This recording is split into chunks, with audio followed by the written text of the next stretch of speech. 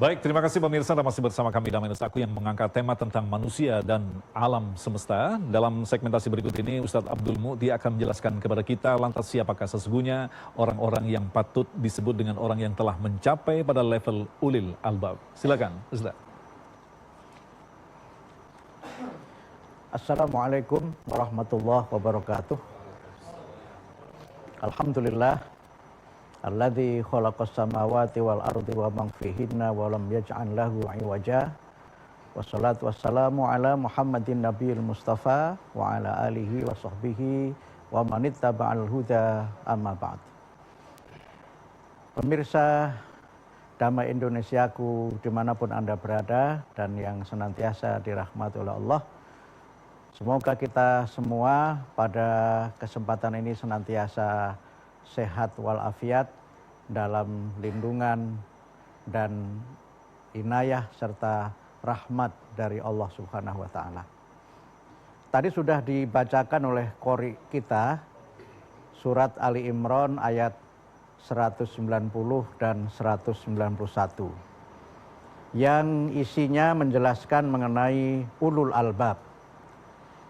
Tadi Pak Agung sudah menjelaskan mengenai ulul albab itu, yang kalau saya baca di dalam beberapa kitab tafsir, ulul albab itu diterjemahkan atau ditafsirkan sebagai orang-orang yang berakal. Al-Maroghi menyamakan pengertian albab sebagai jamak dari lub itu dengan akal. Walaupun di dalam Al-Quran memang ada 3 istilah yang dia kadang-kadang memang hampir bersamaan pengertiannya, yaitu lub, akal, dan fuad.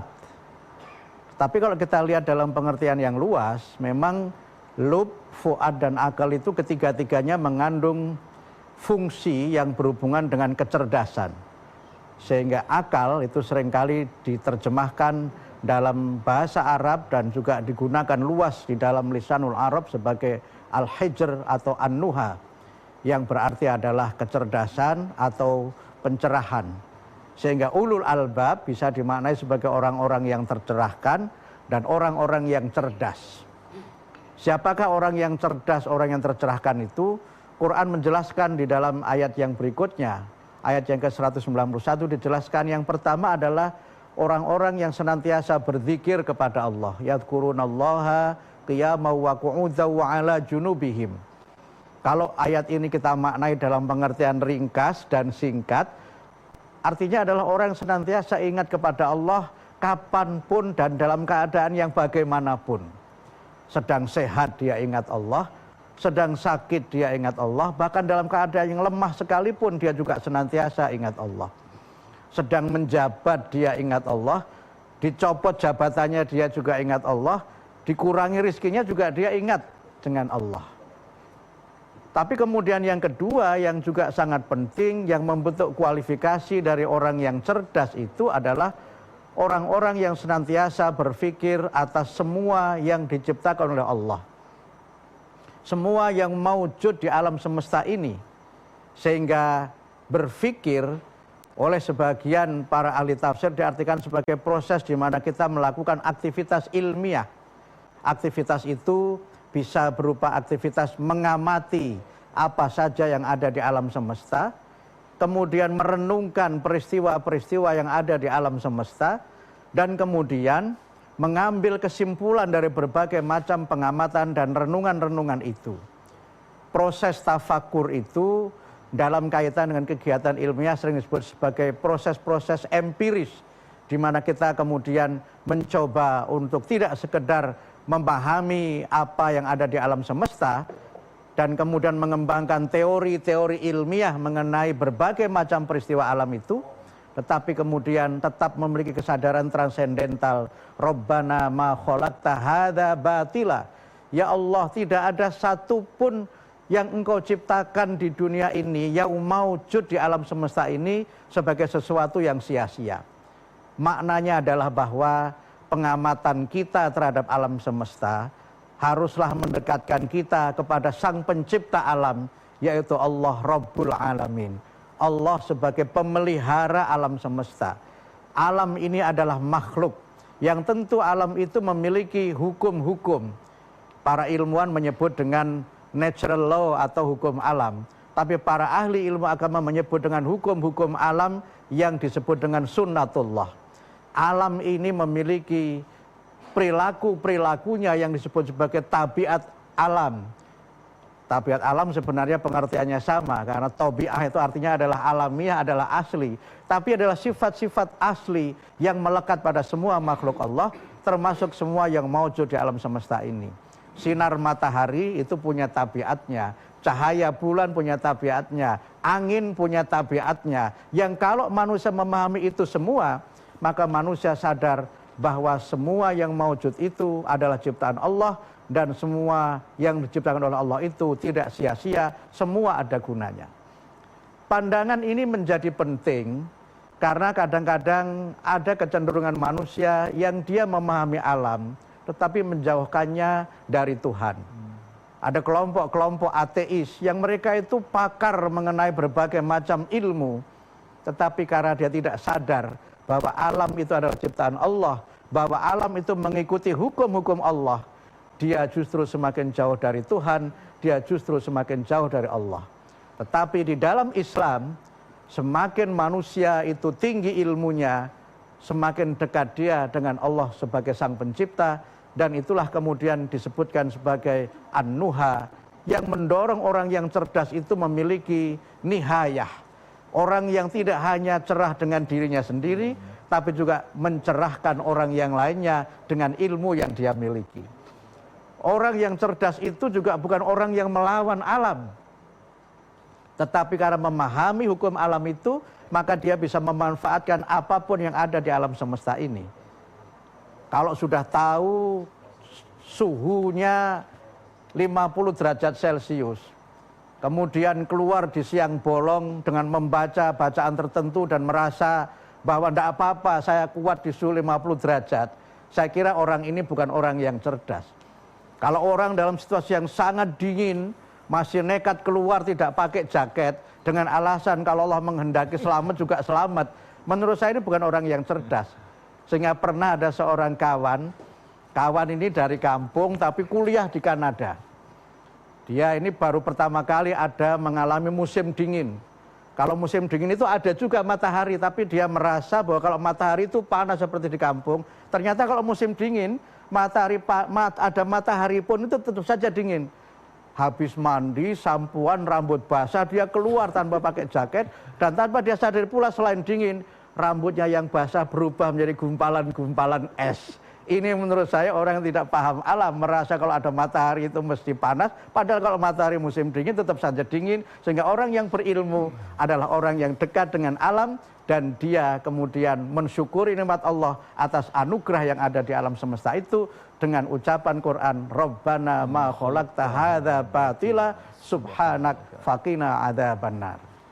Nah, pemirsa yang dirahmati Allah, lantas bagaimanakah kita memahami tabiat alam? Ternyata bukan sekedar makhluk yang disebut manusia yang memiliki tabiat, ternyata alam semesta pun memiliki tabiat. Lantas bagaimanakah kita menyelaraskannya? Kiai Syarif akan menjelaskan selepas pesan-pesan berikut ini. Tetaplah bersama kami, Damai Indonesiaku.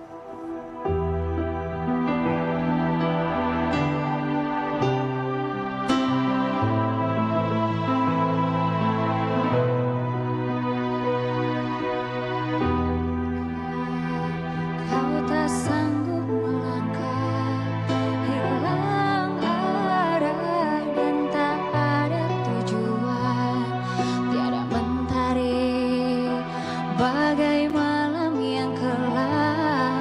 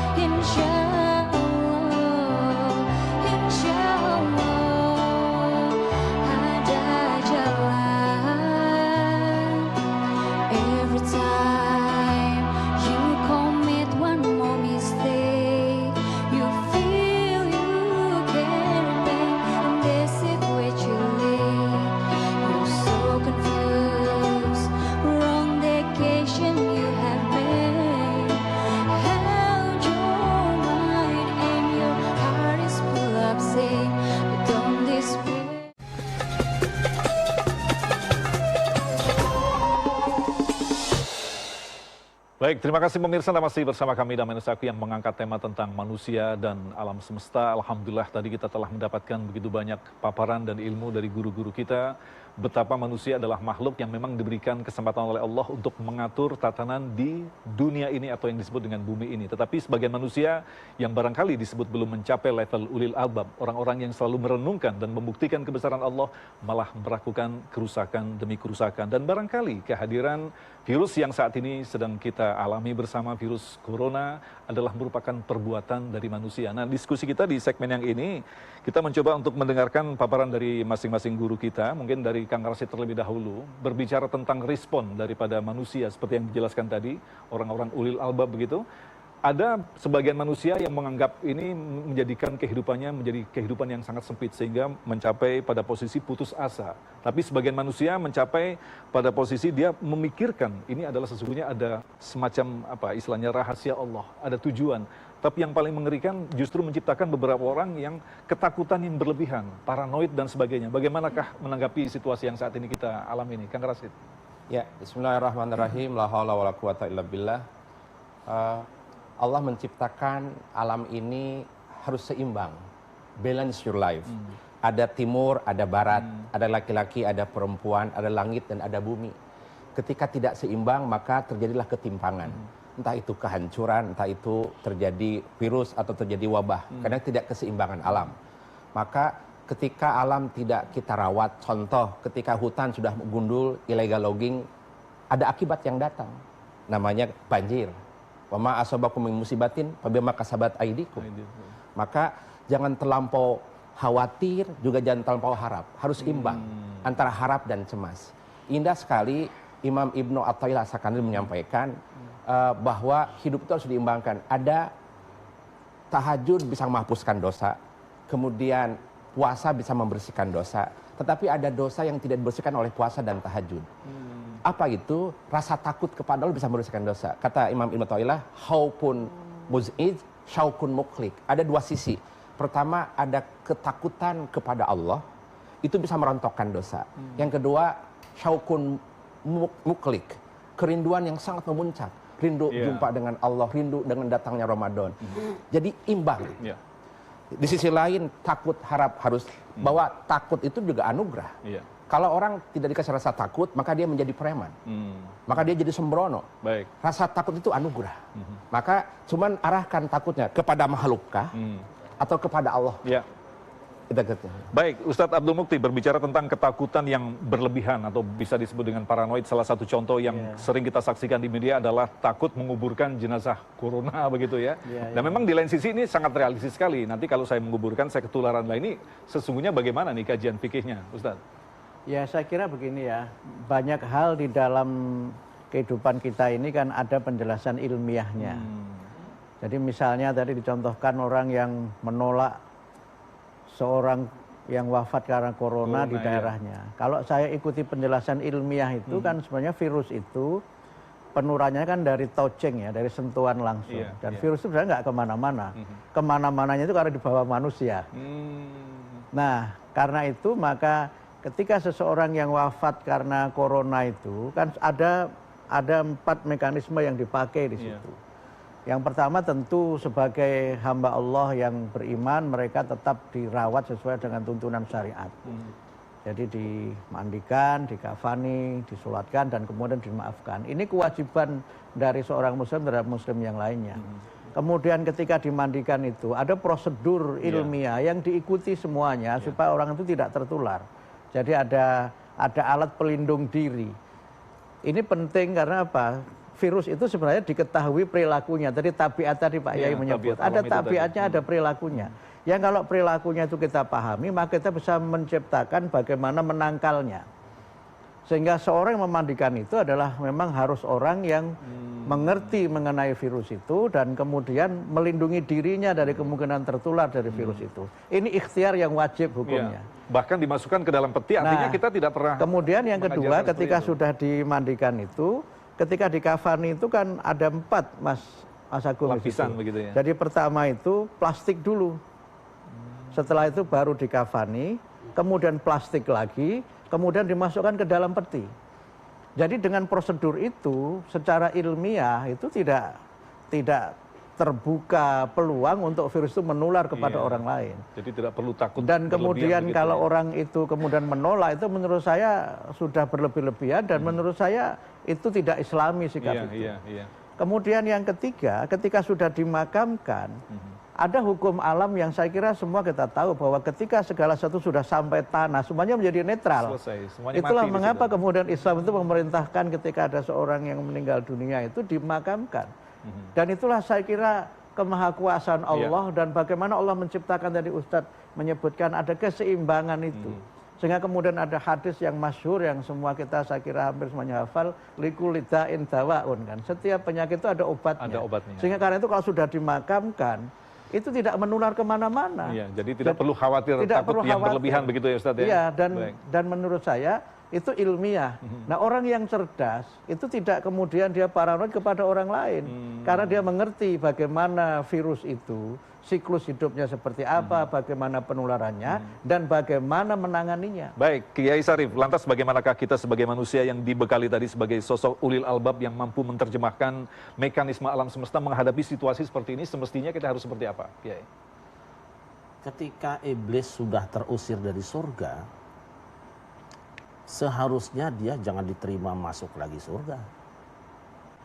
Tapi kok sama Adam diizinkan masuk? Terpapar dia. Analoginya itu ya? Harusnya begitu. Loh kita, contoh yang paling mudah itu kan Rasulullah. Kita tahu perang itu kan kita harus lawan musuh. Tidak boleh mencari musuh, tapi kalau musuh datang lawan. Tapi tidak selamanya toh. Pernah Rasul juga menggali lubang parit. Musuhnya datang menyerbu dalam jumlah banyak karena tidak punya, yakin tidak akan mampu menghadapi secara teori. Secara teori tidak akan mampu berhadapan dengan musuh yang multinasional itu, akan menggempur, caranya ya sudah bikin lubang, itu namanya lockdown. Itu sudah mengkarantina sendiri. Musuhnya kehabisan senjatanya, habis bahan pangannya, sudah pulang, kalah mereka. Ngeluh tanpa bolo, menang tanpa perang. Saya kira ini pakai. Jangan lalu kita bilang Rasul takut sama musuh. Bukan takut, pakai teorimu. Nah sekarang musuh yang kita hadapi, corona ini bukan musuh yang gampang dihadapi, tidak terlihat dia. Dia seperti setan. Kalau setan gimana? Sudah. Innama yad'u hizbahu liyakunu min ashabis sa'ir. Setan itu ingin mengajak kamu dan pasukannya bareng-bareng masuk ke neraka sa'ir. Yarakum huwa wa qabiluhu min haitsu la tarawnahum. Setan melihat kamu enggak melihat dia. Corona ngelihat kelemahan kamu enggak tahu kelemahan dia. Sampai sekarang obatnya belum ketemu, kok sudah lockdown, sudah benar itu. Baik, kita akan lanjutkan lagi dialog kita selepas pesan-pesan berikut ini. Tetaplah bersama kami, Damai Indonesiaku.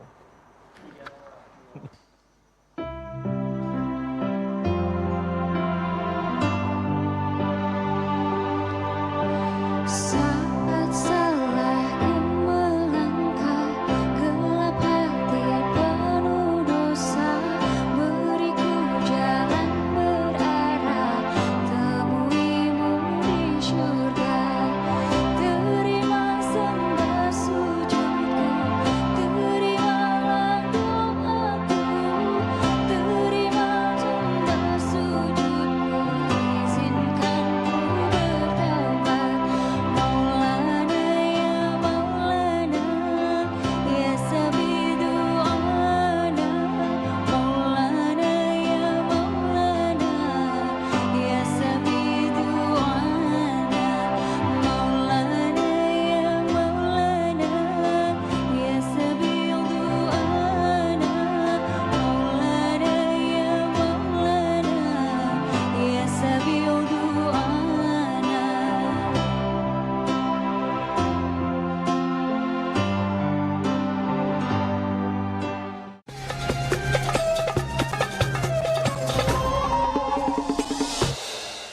Terima kasih Anda masih bersama kami Damai Indonesiaku yang mengangkat tema tentang manusia dan alam semesta. Seperti yang telah dijelaskan tadi, dalam kondisi seperti ini semestinya kita harus mengikuti apa yang telah dikeluarkan dan disarankan oleh Majelis Ulama Indonesia. Salah satunya adalah tidak melaksanakan sholat di masjid, sholat wajib di masjid, kemudian dihimbau untuk menunda mudik barangkali. Mungkin Ustadz Mukti bisa menjelaskan terlebih dahulu. Lantas ada sebagian manusia yang menyatakan, ya sudahlah semuanya berasal dari Allah. Kalau memang Allah menghendaki saya mati, saya akan tetap mati. Padahal tidak seperti itu memaknai peristiwa ini, Ustadz. Ya ada beberapa ayat Quran yang mengingatkan kita untuk senantiasa bertanya kepada orang yang berilmu. Fas'alu ahla dzikri in kuntum la ta'lamun. Bertanyalah kamu kepada ulul albab, orang yang berilmu, orang yang cerdas kalau kamu tidak mengetahui sesuatu. Kemudian ada hadis yang memerintahkan kita untuk mengikuti pemerintah. Hadis ini diriwayatkan oleh Imam Bukhari dari Abu Hurairah. Kamu ikuti pemerintah. Kalau kamu di pemerintah itu artinya kamu mengikuti aku, maksudnya mengikuti Rasul. Dan kalau kamu mengikuti aku, maka artinya kamu mengikuti Allah. Artinya bahwa dalam kita ini hidup beragama, hidup bermasyarakat, ya memang kita ini harus mentaati dan mengikuti orang yang berilmu dan jangan mengikuti nafsu. Nah problemnya memang kita ini kadang-kadang tidak bisa membedakan mana yang syar'i, mana yang syiar. Sehingga yang syar'i itu kadang-kadang dikalahkan oleh syiar. Katanya taraweh kok di rumah, kan nggak seru gitu, misalnya begitu. Lebaran kok tidak mudik, kan tidak seru gitu. Saya sesungguhnya secara pribadi juga berat tidak mudik, karena saya ini mudikers sejati gitu. Jadi saya ini setiap tahun saya selalu mudik. Bahkan saya sering membuat ilustrasi itu. Kalau kita itu konvoy dengan kendaraan ya, itu seakan-akan bergerak dari Arafah menuju Mina. Ilustrasi saya begitu. Itu justru. Nikmatnya mudik di situ. Tapi kan situasinya aman, situasinya normal. Ini situasinya kita sedang dalam pandemi yang kita tidak tahu penyakitnya apa, sehingga saya menata hati kita, menata hati saya juga untuk mengikuti apa kata para ulama. Apalagi tadi MUI sudah ada fatwa, saya ikuti apa kata para ahli epidemiologi, bagaimana penularan virus itu, dan saya kemudian berusaha untuk menenangkan keluarga saya juga untuk bisa tahun ini kalau untuk tidak karena terpaksa betul tidak usah mudik dan kemudian kita ganti mudiknya pada hari-hari yang aman. Masya Allah. Baik, silakan Kiai Sarif. Iya. Ketika Nabi Musa mau belajar nambah ngelmu kepada Khidir, pesan cuma satu. Innaka lan tastati'a ma'iya sabra. Woi tadi santri ora sabar. Musa sudah paling pintar waktu itu, paling alim soal fikih, paling tahu ayat Allah, wong Quran, wong Taurat turun sama dia. Ketika berjalan, ada anak dibunuh, bangunan dibangun yang sudah roboh, perahu dibocorkan. Musa nanya, aku tanah sampai Ramsin. Dia nanya lagi tentang perahu. Kenapa perahu dibocorkan? Aku sudah bilang, kamu tidak akan sabar. Ini Musa ini pintar soal dalil. Tapi dia punya kelemahan tidak tahu tentang kebijakan yang diambil oleh Khidir. Kamu yang kiai yang tidak tahu urusannya soal kesehatan, manuto karo dokter. Kamu ulama yang nggak pernah tahu ilmu tentang virus segala macam, ikut kata dokter. Itu yang penting. Kan ayatnya jelas, ati Allah wa ati Rasul ulil amri minkum. Ulil amri itu siapa? Urusan kesehatan ulil amri itu dokter. Urusan olahraga ya tukang olahraga. Urusan mesin ya bengkel. Jangan ikut campur gara-gara ayat kemudian kamu ngelawan bengkel. Kata ayatnya begini, tidak usah ayatnya. Kalau sudah ada ulil amrinya, ada dokternya, ada ahlinya, manuto. Nanti kamu malah nasibnya dipermalukan seperti Nabi Musa, kan nggak baik gitu loh. Baik, Kang Rasid, lantas bagaimana menghadapi beberapa orang yang menganggap bahwa semua berasal dari Allah, ini adalah takdir, kalau saya memang mati dengan virus ini, ya semuanya adalah takdir Allah. Terima kasih Mas Agung. Kita lihat coba menapaki sejarah ketika terjadi pertemuan dialog antara Khalifah Umar dan Abu Ubaid bin Jarrah, gubernur dari Syam, di kawasan Mantikos Sarag, antara Tabuk dan Syam. Ada sebuah dialog, waktu itu Syam terjadi virus taun saat itu. Kemudian ditanya, sampai apakah Khalifah masuk ke dalamkah, apa kembali ke kota Madinah? Sampai ditegur oleh gubernur Syam, afiru min qadrillah, apakah engkau lari dari takdir Allah? Kata Khalifah Umar, na'am. Nah, kami bukan pergi dari takdir Allah, tapi pindah dari takdir A ke takdir B. Memilih itu ikhtiar, itu ibadah. Al-ahdu bil asbab, ibadah. Mengambil sebab, mengambil upaya, itu ibadah. Kita mungkin dari hadis itulah, dialog tersebut, muncullah social distancing. Jadi isolasi diri. Yang sudah terkena, jangan keluar dari negara itu. Yang belum, jangan masuk ke negara itu. Itu sampaikan oleh dalam dialog tersebut. Maka ada dua cara Khalifah Umar menanggapi wilayah seperti ini. Pertama, takdir upaya lahir, yaitu namanya physical distancing atau social distancing, jaga jarak. Karena virus corona ini penyebarannya lewat touching, lewat sentuhan-sentuhan atau lewat itunya. itu adalah pertama menggunakan masker, kemudian jaga jarak, itu adalah upaya lahir. Upaya batin adalah iman kepada takdir Allah. Sampai ditanya wahai Pak Umar, wahai Abu Jarrah, kalau engkau bawa ternak kamu, sebelah kanan ada tanaman yang subur, sebelah kiri yang tandus, kamu milih yang mana? Mau tandus apa yang suburkah? Itu hak engkau memilih.